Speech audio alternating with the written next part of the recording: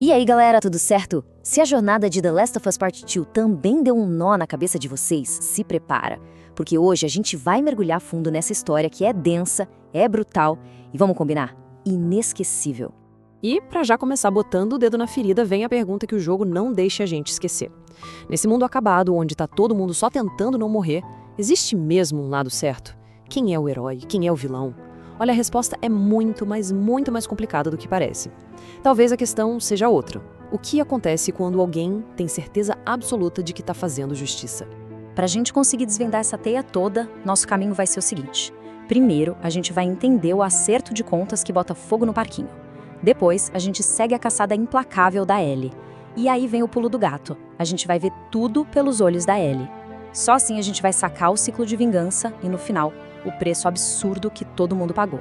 Então, bora lá. Tudo começa uns anos depois daquele final, digamos, controverso do primeiro jogo, né? Aquela paz que a gente viu em Jackson, ela era bem temporária. A gente é jogado 4 anos no futuro, e o clima não tá nada bom. A Ellie descobriu a verdade, o que o Joel fez no Hospital dos Vagalumes, e a relação dos dois tá por um fio. E é bem no meio dessa tensão toda que, durante uma patrulha, o Joe e o Tommy salvam uma desconhecida de uma horda de infectados. O nome dela? Abby. E sério, que péssima hora para ser um bom samaritano. E é aí que o quebra-cabeça começa a se montar. A Abby, ela não é uma estranha qualquer. Lembram do cirurgião dos vagalumes lá no primeiro jogo? Aquele que ia operar a Ellie e que o Joel tirou do caminho?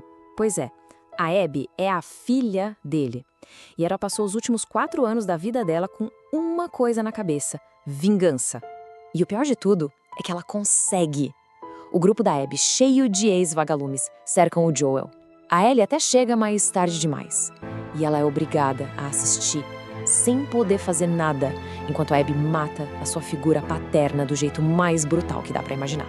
E ali, naquele exato momento, um ato de vingança que parecia ser o ponto final de uma história, na verdade era só o começo de outra, idêntica. Agora é a vez da Ellie.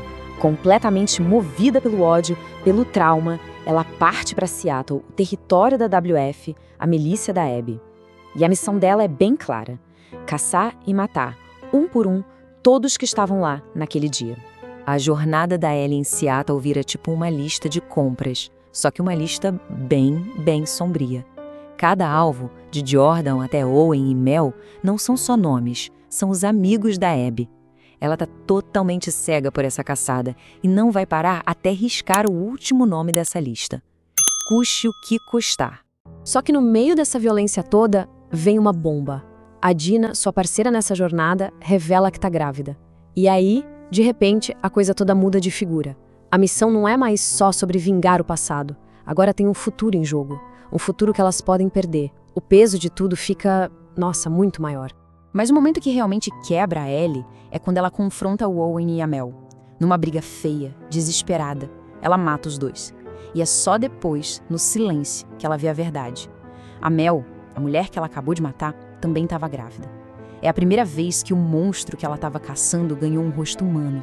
Um rosto que é um reflexo do que ela mesma está tentando proteger. O impacto dessa descoberta é simplesmente devastador. Completamente traumatizada, questionando cada passo que deu, a Ellie finalmente chega no esconderijo da Abby, lá no aquário. Ela tá quebrada, mas aquele desejo de vingança ainda tá ali, queimando por dentro. Então, ela deixa um mapa pra trás de propósito, marcando o teatro onde o grupo dela tá escondido. É uma isca pro confronto final. E é agora que vem a grande sacada dessa história. O jogo simplesmente aperta o botão de rebobinar. Pra gente entender o que aconteceu de verdade, a gente precisa ver o outro lado da moeda. A gente vai viver exatamente os mesmos 3 dias, só que agora na pele da Abby. E o que a gente descobre? Que no fundo, a história é a mesma. É um espelho perfeito. É Ellie que quer vingar a morte do pai de criação dela. A Abby queria vingar a morte do pai biológico dela. São 2 filhas, consumidas pela mesma dor, pela mesma certeza de que o seu luto é o único que importa no mundo. Só que a história da Abby toma um rumo totalmente inesperado. Ela encontra Yara e o Lev, 2 irmãos do grupo rival, os Serafitas, que foram deixados para morrer. E ela, indo contra todas as ordens e instintos da sua tribo, decide ajudar os 2. ela arrisca tudo por dois estranhos. É ali que a gente começa a ver o início de uma redenção. E a coisa fica mais doida ainda. Em um certo ponto, a Abby é encurralada por um sniper. E adivinha quem é o atirador? O Tommy, irmão do Joel. E quem salva a vida da Abby no último segundo? A Yara, a garota que ela resgatou. O mundo dá umas voltas bem esquisitas, né? Quando a Abby finalmente consegue voltar pro aquário, ela encontra aquela cena de horror, Owen e Mel, seus melhores amigos, mortos. E ali no chão, ela acha o mapa que a Ellie deixou, apontando direto pro teatro. A dor da perda reacende toda a fúria dela, e a mulher que estava começando a encontrar um novo propósito é arrastada de volta pro ciclo de ódio. E é aqui, pessoal, é aqui que as duas linhas do tempo se chocam. As duas jornadas de vingança, uma alimentada pela outra, finalmente colidem num confronto que a gente já sabia que ia ser inevitável e devastador. A invasão da Abby no teatro é brutal. O Jesse morre com um tiro no rosto, sem chance nenhuma de reagir. O Tommy leva um tiro na cabeça e fica gravemente ferido. E no final, a Abby, com sua força física, simplesmente domina a Ellie e a Dina. A vingança, de novo, parece estar completa. A Abby está prestes a cortar a garganta da Dina. Mas então, o Lev intervém. Ele percebe que a Dina está grávida. E essa palavra faz a Abby parar. Ela vê o reflexo da sua própria tragédia ali, o mesmo eco da morte da Mel. E ela decide poupá-las, quebrando por um momento a corrente de ódio. Um ano se passa. A Ellie, a Dina e o bebê, o JJ, estão vivendo numa fazenda. Parece uma vida tranquila, sabe? Um final quase feliz. Mas as cicatrizes do trauma são muito profundas. A Ellie não consegue dormir, ela é assombrada pelo fantasma do Joel, incapaz de perdoá-lo e incapaz de perdoar a si mesma. O estresse pós-traumático é simplesmente forte demais. Mesmo com a Dina implorando para ela ficar, para elas viverem aquela vida juntas, a Ellie não consegue. Consumida pela necessidade de terminar o que começou, ela abandona a família, abandona tudo, para uma última caçada em Santa Bárbara, onde ela ouviu dizer que a Abby tá. Só que a Abby que ela encontra lá não é nem sombra daquela soldada forte que ela lembrava.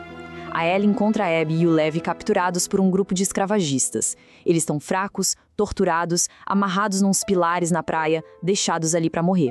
A vilã da história dela já tinha sido derrotada por outra pessoa. A Ellie liberta os dois, mas a obsessão ainda fala mais alto. Ela força a Abby a lutar. E a briga desesperada é feia. A Abby arranca 2 dedos da mão da Ellie com uma mordida. A Ellie consegue dominar e começa a afogar a Abby. Mas aí uma memória surge. Não do Joel morto, mas de um último momento de paz com ele. E ela para. Ela finalmente entende que matar a Abby não ia trazer o Joel de volta, nem apagar a dor dela. E então, ela os deixa ir. Ellie volta para a fazenda, mas ela tá vazia. A Dina e o JJ foram embora. Ela pega o violão que o Joel deu pra ela, mas por causa dos dedos que perdeu, ela não consegue mais tocar as músicas dele. Ela sacrificou seu futuro e perdeu até a sua conexão com o passado. E a pergunta fica no ar pra gente responder. No final de tudo isso, valeu a pena. E aí, que história, hein?